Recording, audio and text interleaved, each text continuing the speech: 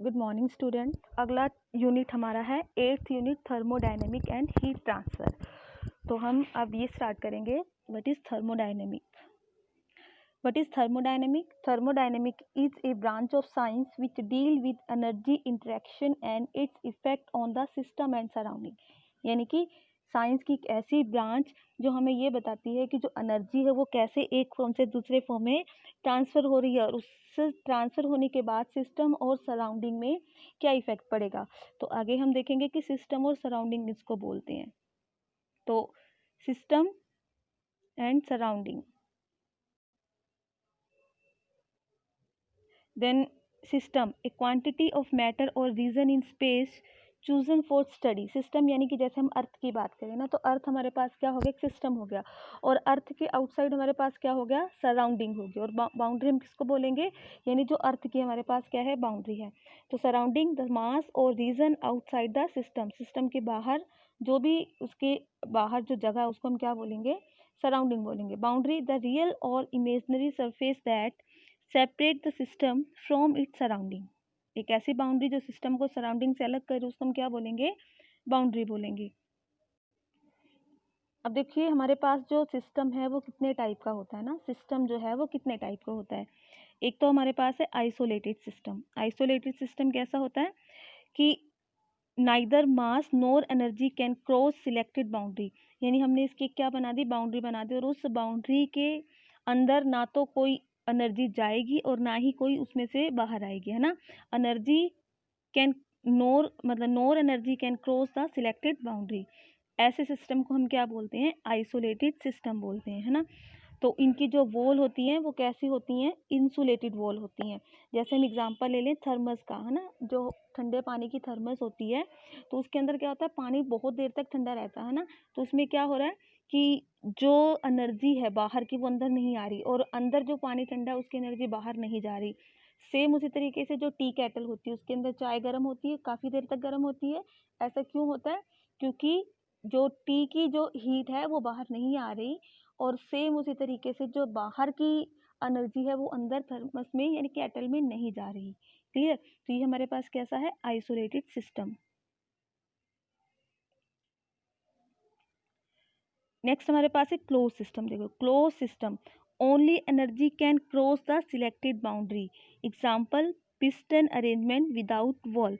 अब यहाँ पे हमारे पास क्या है, देखो क्या कहा इन्होंने, only energy can cross selected boundary, यानी जो हम इसके अंदर बाउंड्री बनाएंगे उसके अंदर हम इस तरीके की बाउंड्री बनाएंगे, या तो उसमें से एनर्जी बाहर आ सकती है या फिर उसके अंदर से एनर्जी अंदर एंटर कर सकती है ना। जैसे यहाँ पे देखो आपको दिखा रखा कि जो मास है वो अंदर बाहर नहीं हो रहा, लेकिन जो एनर्जी है वो क्या हो रही है, ट्रांसफ़र हो रही है ना। यानी जैसे हमने केटल में चाय रख दिया तो वहाँ पे क्या होगा, वो उतना ही रहेगा ना, लेकिन जो ठंडा गर्म है वो क्या हो जाएगा, एनर्जी एक्सचेंज होती रहेगी। तो ऐसे सिस्टम को हम क्या कहते हैं, क्लोज सिस्टम। यानी इसके अंदर जो मास रहेगा वो कैसा रहेगा, कांस्टेंट रहेगा। Then one is the open system, जिसमें से हम मास को भी क्या कर सकते हैं, ट्रांसफर कर सकते हैं, और एनर्जी को भी क्या करेंगे, ट्रांसफर करेंगे। ठीक है। Piston cylinder arrangement with valve. अब इसमें पिस्टन किसको हम बोलते हैं ना, पिस्टन जैसे हमारे पास सिरंज नहीं होती तो सिरंज के पीछे एक और वॉल्व लगा होता है जिसको हम क्या करते हैं, अंदर बाहर पुश कर सकते हैं, तो वो हमारे पास क्या हो गया, पिस्टन, यानी ये मूवेबल होगा। Clear. Then properties of system, system की क्या क्या प्रॉपर्टीज होंगी। Property of system is defined as characteristics of system that is equilibrium. Property may be intensive or extensive. अब intensive are dependent of amount of mass, यानी जो मास पे depend करेंगे उसको हम क्या बोलेंगे, intensive. For example temperature, pressure and density. Extensive क्या होंगी, varies directly with the mass. For example mass, volume, energy, यानी कि ये क्या करेंगी, मास के साथ साथ चेंज करेंगी, चाहे उसका मास हो गया, वॉल्यूम हो गया, एनर्जी हो गया, एंथैल्पी हो गया, ये सब चीज़ें क्या होंगी, चेंज होंगी। तो यहाँ पे डायग्राम में देखो आप लोग।